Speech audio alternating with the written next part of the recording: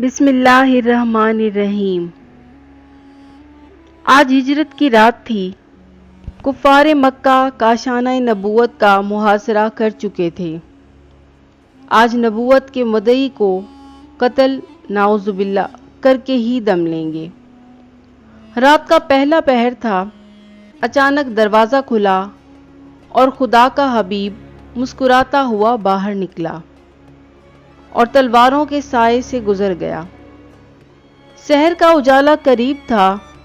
کفار کے خونخوار درندے دیوار پھاند کر اندر داخل ہوئے تو یہ معلوم کر کے حیرت زدہ رہ گئے کہ پیغمبر خدا ان کا محاصرہ توڑ کر جا چکے ہیں اور انہیں خبر تک نہیں ہوئی۔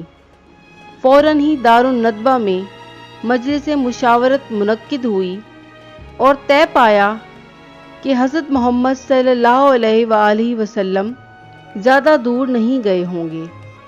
اگر تعاقب کیا جائے تو انہیں پکڑا جا سکتا ہے۔ کچھ ہی لمحے بعد سردار مکہ ابو جہل کی طرف سے مکہ کی گلیوں میں اعلان ہو رہا تھا کہ محمد کو جو بھی گرفتار کر کے لائے گا اسے انعام میں 100 اونٹ دیے جائیں گے۔ عرب کے مانے ہوئے شہسوار سراقہ کے کان میں اس اعلان کی خبر پہنچی تو انعام کے لالچ میں اس مہم کو سر کرنے کے لیے تیار ہو گیا۔ ایک تیز رفتار گھوڑے پر سوار ہوا اور دم کے دم میں نگاہوں سے اوجھل ہو گیا۔ دوسری طرف کفار مکہ کھوجیوں کی مدد سے اپنے شکار کی تلاش میں نکل کھڑے ہوئے۔ غار ثور تک پہنچے۔ غار ثور کے دروازے پر مکڑی کا جالا اور فاختہ کے گھونسلے میں انڈے دیکھ کر واپس چلے گئے۔ اس تلاش کو 2 دن گزر چکے تھے مگر وہ اپنے مطلوب کو نہ پا سکے۔ اس دوران کفار مکہ نے پوری بستی کے بہادروں کو ایک عظیم انعام کی پیشکش کی۔ قدیر نامی بستی میں چند بہادر بیٹھے تھے۔ ایک قاصد آیا۔ اس نے ان لوگوں کو اونٹوں کے انعام کے بارے میں بتایا۔ ان میں سے ایک شخص بولا، میں ابھی سفر سے واپس آ رہا ہوں۔ راستے میں مجھے 3 آدمی ملے۔ میرا خیال ہے کہ ان میں 2 تو وہی تھے جن کی تلاش پر انعام رکھا گیا ہے اور تیسرا ان کو راستہ بتانے والا ہوگا۔ مجلس میں بیٹھے سراقہ بن مالک نے کہا، نہیں، وہ لوگ تو اپنی گمشدہ اونٹنی تلاش کر رہے تھے، میں انہیں جانتا ہوں۔ اچھا، شاید ایسا ہی ہو۔ پھر تھوڑی دیر بعد سراقہ خاموشی سے اپنے گھر کی طرف روانہ ہو گیا۔ اس نے ہتھیار لگائے، گھوڑے پر زین کسی اور خفیہ مہم پر روانہ ہو گیا۔ ابن مالک کو یقین تھا کہ محفل میں جس شخص نے راستے میں ملنے والے 3 افراد کا ذکر کیا تھا وہ وہی ہیں جن کی تلاش پر 100 اونٹوں کا انعام رکھا گیا۔ ابن مالک کا گھوڑا سرپٹ بھاگ رہا تھا۔ کئی گھنٹوں کے بعد وہ دور اونٹ پر سوار ایک مسافر کو دیکھ رہا تھا۔ اس کا دل خوشی سے اچھلنے لگا۔ اس نے اپنی رفتار اور تیز کر دی اور وہ پیچھا کرنے والوں کے قریب پہنچ چکا تھا۔ چند گز کے فاصلے پر اس کے گھوڑے نے ٹھوکر کھائی اور وہ بری طرح زمین پر آ رہا۔ ابن مالک مرتے مرتے بچا۔ وہ دوبارہ اٹھا اور پھر شکار کی طرف بڑھا۔ اس نے دیکھا کہ خدا کے آخری پیغمبر صلی اللہ علیہ وآلہ وسلم نے اپنے رفیق خاص حضرت ابو بکر صدیق کے ساتھ ناکہ پر سوار ہو کر مدینے کی طرف تیز تیز بڑھتے جا رہے ہیں۔ قریب جا کر اس نے اپنا نیزہ سیدھا کیا لیکن پھر وہ کچھ ہو گیا جس کا اسے تصور بھی نہ تھا۔ فرمانروائے کونین کا حکم تھا، اے زمین اسے پکڑ لے۔ فوراً زمین شک ہو گئی اور سراقہ کا گھوڑا گھٹنوں تک زمین میں دھس گیا۔ سراقہ نے 1000 کوشش کی مگر زمین کی گرفت سے چھٹکارا حاصل نہ کر سکا۔ مجبور ہو کر تاجدار دو عالم سے رحم کی درخواست کی۔ حضرت نے اس کی درخواست قبول فرمائی اور زمین سے خطاب فرمایا، اچھا اب اسے چھوڑ دے۔ ابھی یہ الفاظ فضا میں گونج ہی رہے تھے کہ اچانک زمین کی گرفت ڈھیلی پڑ گئی اور گھوڑے کا پاؤں باہر نکل آیا۔ سراقہ واپس لوٹا، لیکن دل پر شیطان مسلط ہو گیا۔ اس نے خیال کیا کہ یہ واقعہ یوں ہی اتفاقاً پیش آ گیا تھا، اس میں محمد صلی اللہ علیہ وآلہ وسلم کا کوئی کرشمہ نہیں۔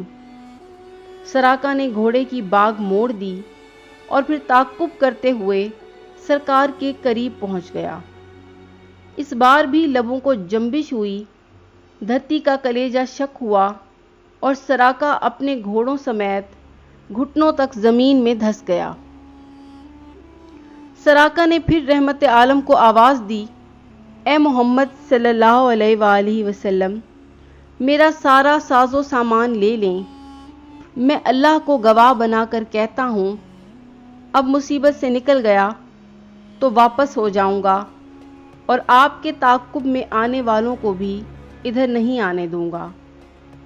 تاجدار دو عالم نے ایک مرتبہ پھر اسے معاف کر دیا اور فرمایا، جاؤ واپس لوٹ جاؤ، سامان کی ہمیں ضرورت نہیں، البتہ لوگوں کو ہمارے تعاقب میں نہ آنے دینا۔ آپ کے معاف کرتے ہی اس کا گھوڑا زمین کی گرفت سے آزاد ہو گیا۔ ابن مالک حیران تھا اور خوف زدہ بھی۔ اس نے چند قدم واپسی کی طرف بڑھائے، پھر رکا اور بلند آواز سے بولا، اجازت ہو تو ایک بات کہوں، اللہ کی قسم کوئی بری حرکت نہیں کروں گا۔ ارشاد ہوا، پوچھو کیا بات ہے؟ عرض کیا، حضرت مجھے یقین ہے آپ کا دین پورے عرب میں غالب ہو کر رہے گا۔ مجھ سے وعدہ کریں کہ جب میں آپ کی سلطنت میں آؤں تو آپ میری عزت کریں گے، اور یہ وعدہ مجھے لکھ کر دیں۔ حضور صلی اللہ علیہ وآلہ وسلم نے حضرت ابوبکر کو حکم دیا تو انہوں نے وہاں پر دستیاب ایک ہڈی پر یہ وعدہ لکھ کر اس کے حوالے کر دیا۔ وہ پلٹا تو حضور صلی اللہ علیہ وآلہ وسلم نے اسے آواز دی، سراقہ بن مالک، جب تم کسریٰ کے کنگن پہنو گے تو تمہیں کیسا لگے گا؟ ابن مالک حیران ہو کر بولا، کسریٰ بن ہرمز، شہنشاہ ایران؟ وہ دن دور نہیں جب تمہارا سینہ اسلام کی دولت کا گنجینہ بن جائے گا۔ پیغمبر صادق کی زبان سے نکلے ہوئے یہ الفاظ سراقہ کے دل میں اتر گئے۔ اس واقعے کو کئی برس بیت گئے، پھر وہ دن بھی آیا جب حضور صلی اللہ علیہ وآلہ وسلم صحابہ کے عظیم لشکر کے ساتھ مکے میں فاتح کی حیثیت سے داخل ہوئے۔ سراقہ آپ کے پاس آیا، اس نے وہی ہڈی اٹھا رکھی تھی جس پر حضرت ابوبکر نے آپ کی طرف سے وعدہ لکھ کر دیا تھا۔ بولا، اے اللہ کے رسول، یہ میں ہوں سراقہ بن مالک، میرے پاس آپ کا لکھا ہوا وعدہ ہے۔ آپ نے فرمایا، سراقہ میرے پاس آؤ، آج وعدہ پورا کرنے کا دن ہے۔ اس نے سنا اور اپنے مسلمان ہونے کا اعلان کر دیا۔ وقت تیزی سے گزرنے لگا، حتیٰ کہ حضرت عمر فاروق کا زمانہ آ گیا۔ ایک دن لشکر اسلام کا قاصد ایران فتح کرنے کی خوشخبری لایا، اس کے ساتھ بہت سارا سامان بھی تھا۔ مسجد نبوی میں بڑے بڑے صحابہ کرام بھی موجود تھے۔ قاصد نے مال غنیمت امیر المومنین کے سامنے رکھا۔ اس میں شاہ ایران کا تاج، سونے کے تاروں سے بنا ہوا شاہی لباس، قیمتی پٹی جس پر ہیرے جواہرات جڑے تھے، اور سونے کے 2 کنگن بھی موجود تھے۔ دیگر قیمتی نایاب اشیاء اس کے علاوہ تھیں۔ حضرت عمر نے سراقہ کو اپنے پاس بلایا، اسے شاہ ایران کا لباس پہنا کر ہیرے جواہرات کی پٹی باندھی، سر پر تاج رکھا اور آخر میں اس کے ہاتھوں میں سونے کے کنگن پہنائے۔ سراقہ کی آنکھوں میں آنسو آ گئے۔ اس طرح کئی برسوں بعد اللہ کے رسول صلی اللہ علیہ وآلہ وسلم کی پیش گوئی پوری ہو گئی۔